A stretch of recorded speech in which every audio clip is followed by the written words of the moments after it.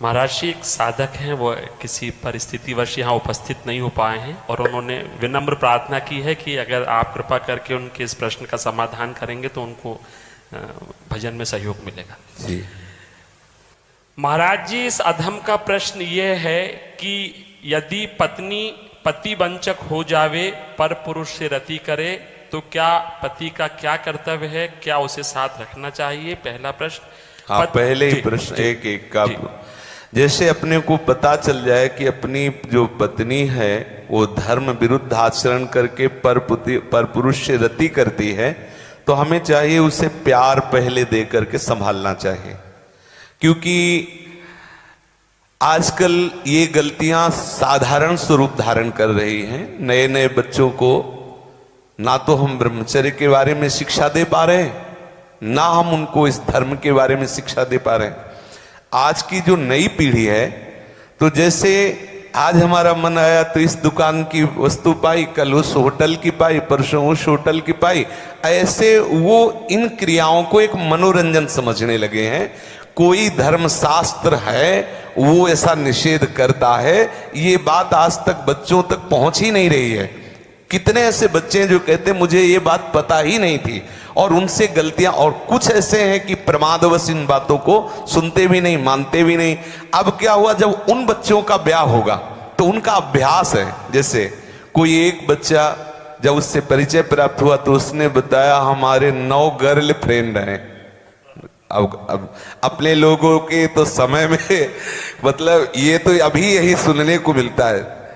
ऐसा तो देहात में विशेष पवित्रता का ये भाव रहता है, ये कभी तो हुआ ही नहीं, ऐसा था ही नहीं। 30-40 वर्ष पहले सब बातें कभी सुनने को नहीं मिली। अच्छा, अब जब 9 हैं तो अब उनके भी कई होंगे बॉयफ्रेंड। अब उनके संबंध कैसे हैं, अब ये तो हम नहीं जानते ना। मित्र बनाना कोई दोष नहीं है, लेकिन मित्र बन के अपनी सीमा में पवित्र रहना ये बड़ी मुश्किल बात है, क्योंकि बड़े बड़े साधक जो जितेंद्रियता के मार्ग पर चलते हैं उनसे भी चूक होने की संभावना रहती। फिर जहां ये प्रश्न ही नहीं है जितेंद्रियता का, जहां साधन का प्रश्न ही नहीं है, वहां पवित्र रहा जा सके, मुझे तो लगता है असंभव, मुझे लगता है असंभव। अब यदि उनकी आदतें वहां खराब हो चुकी हैं तो ब्याह होने के बाद उस आदत को एकदम रोक पाना बहुत ही कठिन है। उसके मन में आएगा, चाहे जितना सुंदर उसका पति हो, लेकिन वो स्वभाव है, उसने कभी मर्यादा का पालन नहीं किया, तो उससे ये गलती हो जाना स्वाभाविक है, क्योंकि नींव खराब हो चुकी है। अब क्या करे, पहला कार्य पति का है कि उसे प्यार करके, लेकिन ये वही सुधार सकता है जो स्वयं में सुधरा हो। पहले पति को देखना चाहिए कि मैं एक पत्नी व्रत हूं, क्या मैंने कभी भ्रष्ट आचरण नहीं किए, क्या मैं अभी भ्रष्टाचरण नहीं कर रहा? यदि नहीं तो फिर उसके लिए उत्तर है वो एक बार पत्नी को प्यार से दुलार से संभालने की चेष्टा करे, उसको समझाए कि उसका वो कार्य बहुत बुरा है। पतिवंचक पर पति रति करई, रो रो नरक कल्प शत परई। न जाने कितनी ताड़ना उसको भगवत विधान से मिलती है। यदि आपको पति थोड़ा कुरूप मिल गया है, थोड़ा योग्य नहीं है, और आप ऐसा दुराचार इस भाव से, तो वो बहुत दंड का कारण बनेगा, वो बहुत हानि का स्वरूप है। अब हमें उसके सुधार के लिए उसे प्यार देने की आवश्यकता है, उसे समझाने की आवश्यकता है, उसकी आवश्यकता को हम महत्व दें, उसे प्यार के द्वारा। ऐसा नहीं है जो अंग खराब हो जाता है हम औषधियों के द्वारा उसे पुनः ठीक करते हैं। जब ऐसी स्थिति हो जाए कि पूरे शरीर में सड़न हो तो फिर कटवा देते हैं। जब ऐसी स्थिति हो जाए कि बहुत बार समझाने पर भी धर्म विरुद्ध आचरण, तो फिर अपने भारतीय संविधान में तलाक की व्यवस्था है, फिर वो विधान कर ले। मारने पीटने की जरूरत नहीं है, उसको साबित करके कि आपको बहुत बार समझाया लेकिन आप धर्म विरुद्ध आचरण करते हैं और मैं धर्म के मार्ग में चलना चाहता हूं, इसलिए हम आपको प्रणाम करते हैं, नमस्कार करते हैं, आप अपना मार्ग चयन कर लीजिए। दंड देने का विधान सरकार को है, स्वयं को नहीं। पहले प्यार के द्वारा समझाए, ना समझ में आए तो संबंध खत्म कर दे, लेकिन उसे किसी भी तरह से ऐसे प्रताड़ित ना करे जो हमारे राज्य विधान के विपरीत पड़े, जो हमारे राज्य संविधान के विपरीत पड़े। पहले प्रश्न का उत्तर। महाराज जी, पत्नी के लिए प्रायश्चित क्या है? क्या भजन से उस स्त्री का कल्याण हो सकता है? भजन से किसी का भी कल्याण किया जा सकता है।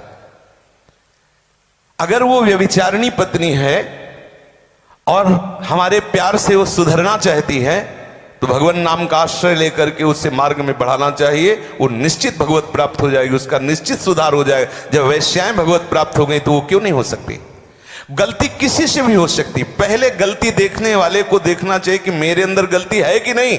यदि नहीं है तब ये प्रश्न आता है संभालने का, यदि है तो पहले आप अपने में ब्रेक लगाइए।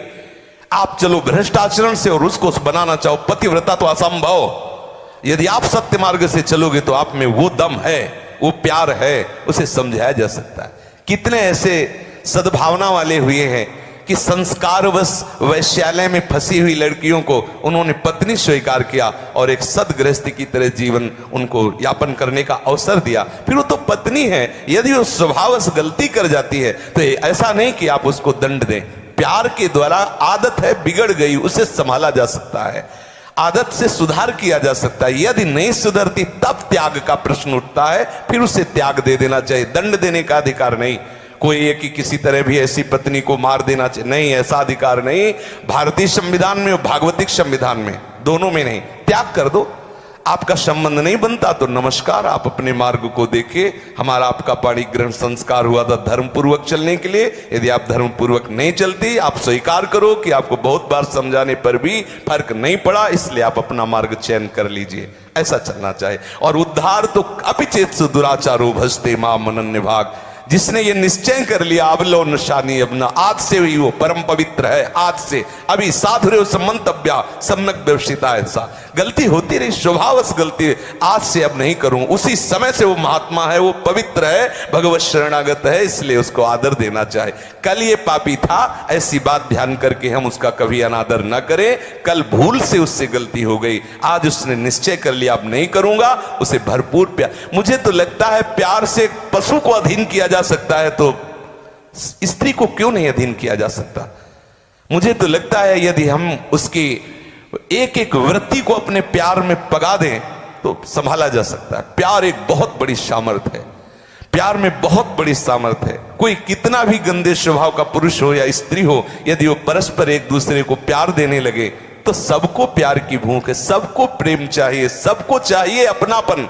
हो सकता है आपके द्वारा वो अपनापन उसे ना मिलता हो जो उसे चाहिए, अगर वो पूर्ण होने लगे तो हो सकता है उसका स्वभाव सुधर जाए। हमें हर तरह से पहले प्रयास करना चाहिए कि हमारी पत्नी हमारे भाव के अधीन हो जाए, हमारे सतमार्ग में चलने वाली बन जाए। जब ऐसा ना हो तो अंतिम बात है त्याग दे, उसे दंड विधान के द्वारा स्वयं दंड न दे।